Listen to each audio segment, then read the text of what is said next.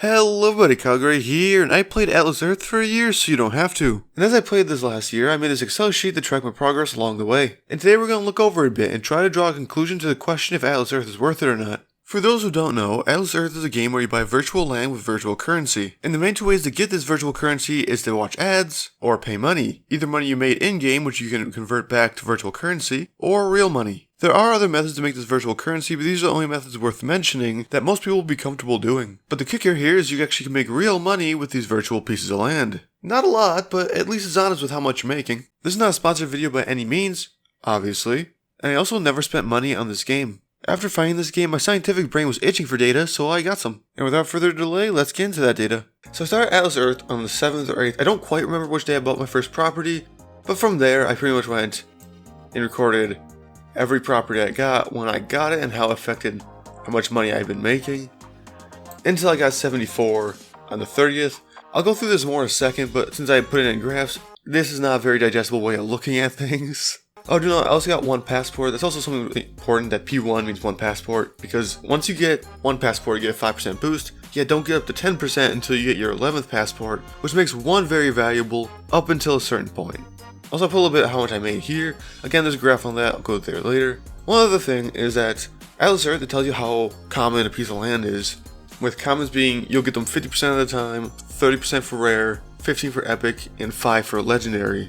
And so I decided to put what I actually got over, what is expected out of 74, which I got over this year. I got a lot more commons than I should have, but I also got more legendaries than I should have. And I almost got no rares. That's a pretty low ratio. It's supposed to be 30%. I only got like 19% rares, which is kind of funny. But I got 7 legendaries, which means I could not get a legendary this whole year, and that would be the expectation. So saying that, because I have so many legendaries and they're worth 4 times as much as a common, I'm ahead. I mean, I'm doing a decent amount better than what is expected for having 74 properties. Let's go into the fun part, the graphs.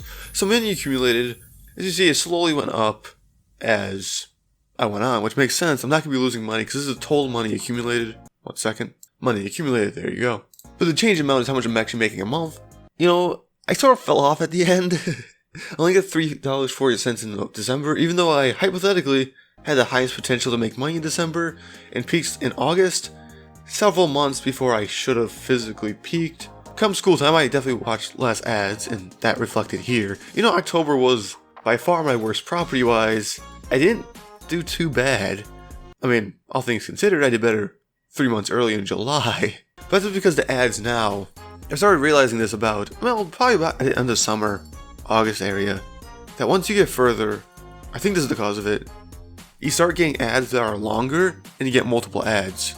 Like back in the day, I used to get like 15-second ads, then you're done. But now I can get like 45-second ads, with an additional 10 seconds afterwards to click the X, and then another couple of seconds to click the X again. I'm talking about you misplay. It's never fun to watch ads, but it just doesn't motivate you to watch them. But I guess that's sort of the point. They don't want you cashing out. And I haven't technically cashed out. I reinvested the $40 back. Moving onward now.